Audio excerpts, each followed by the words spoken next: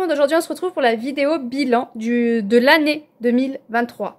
Je vais y arriver, ça fait 50 fois que j'essaye, donc on va rester avec ça. C'est bégayant, mais c'est pas grave. J'arrive pas à dire année 2023. De suite, je pars sur moi. Non, c'est l'année 2023. Donc, on va partir pour le bilan. J'ai fait quelques petites templates que je vous insérerai. Je me suis amusée, voilà. Je me suis amusée. Pas trop non plus parce que, bon, voilà. C'est vraiment un amusement. Donc, je me suis amusée à faire ce qui était simple. Ce qui était trop compliqué, j'ai pas tenté. Voilà, j'ai pas tenté.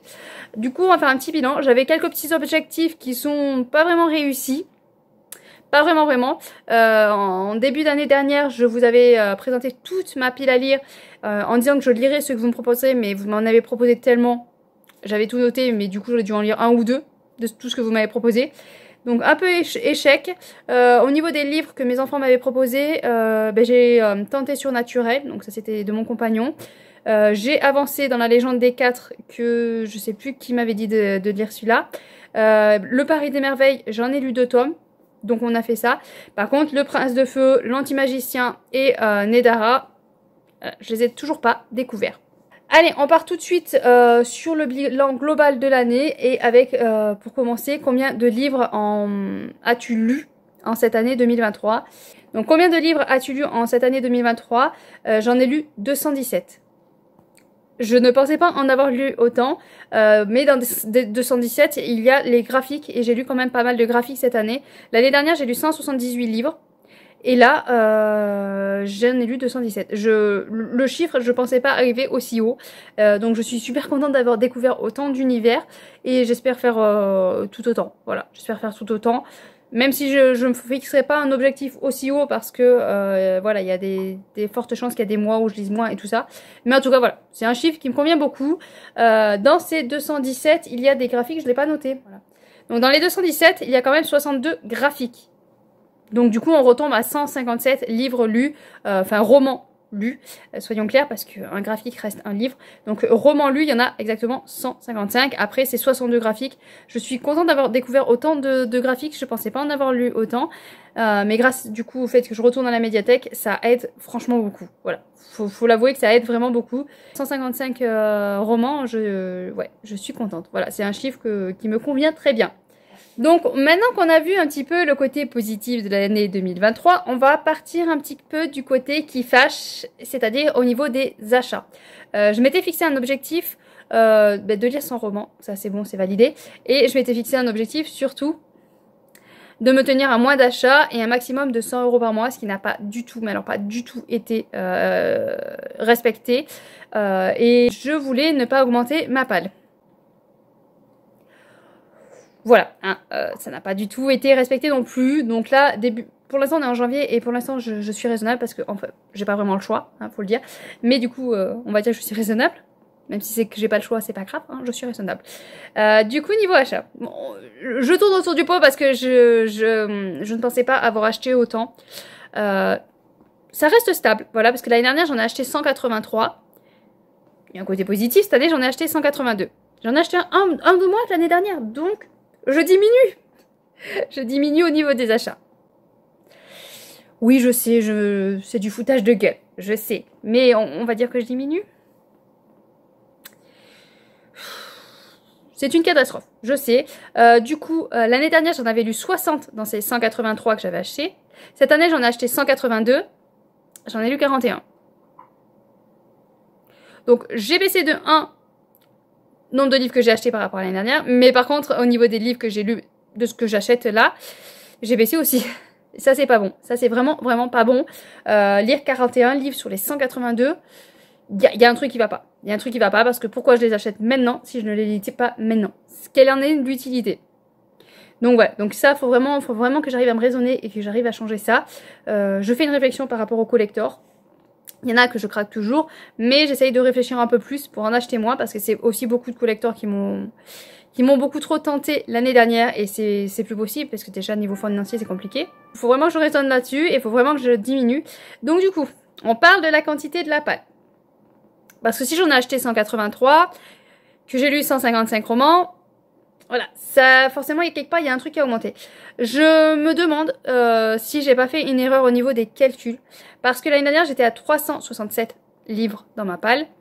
Et là, de ce que j'ai calculé, j'en ai 477. Donc j'ai 110 livres en plus.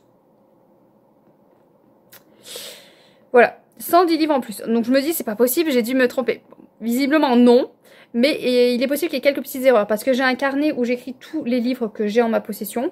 Et je colorie à mesure que je lis. Et donc j'ai compté dans ce carnet. Sauf que j'ai remarqué qu'il y avait 1 ou 2 livres dans le carnet que impossible de trouver dans ma pile à lire. Donc est-ce que c'est des livres que je me suis débarrassée et que je n'ai pas coché dans mon carnet? Je sais pas. Bon, il y en a pas tant que ça. Donc voilà, ça va jongler de pas beaucoup hein, même.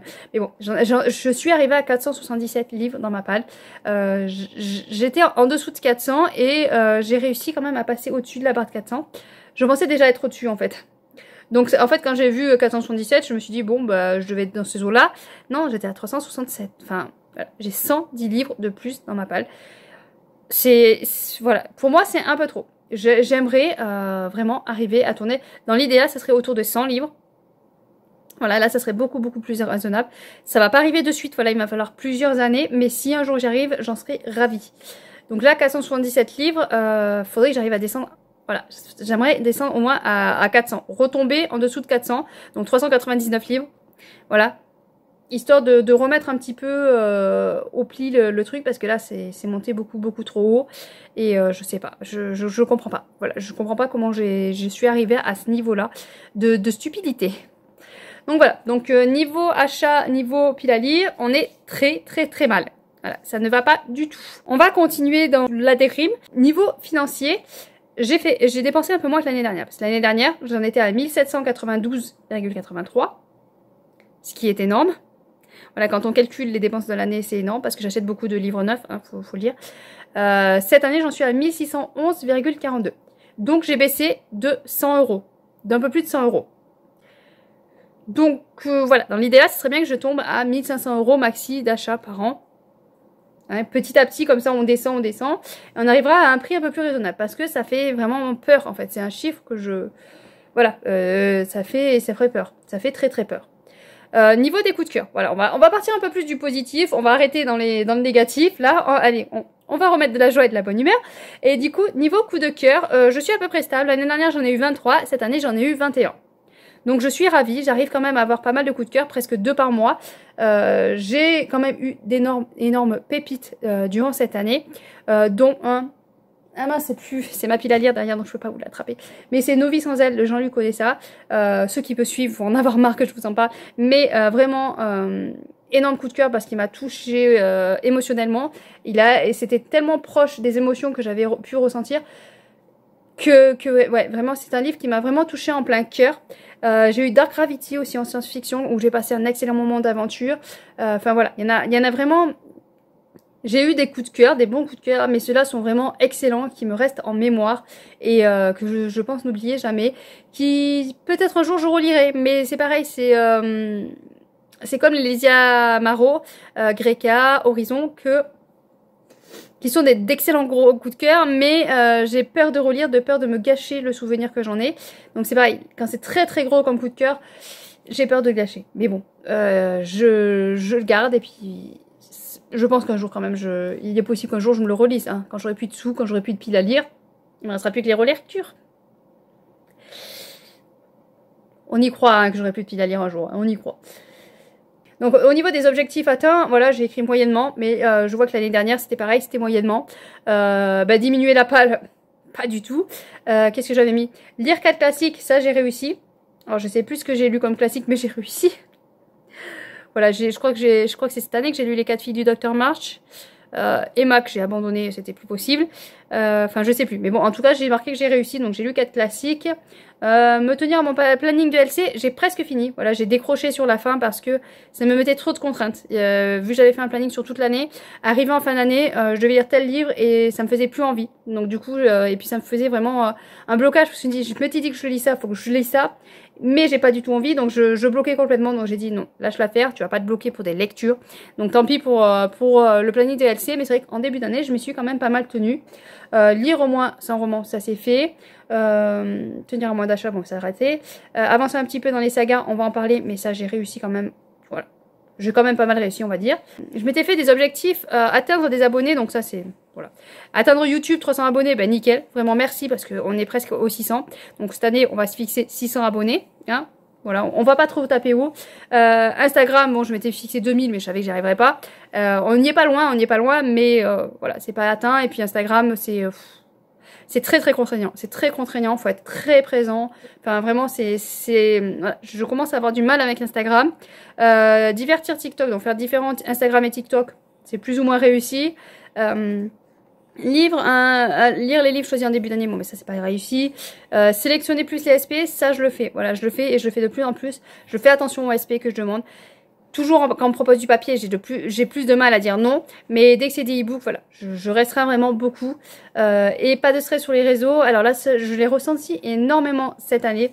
Je me suis fiée justement par rapport au SC, par rapport au fait que il y avait des moments où je pouvais pas publier, donc je me forçais vite à prendre la caméra et tout ça.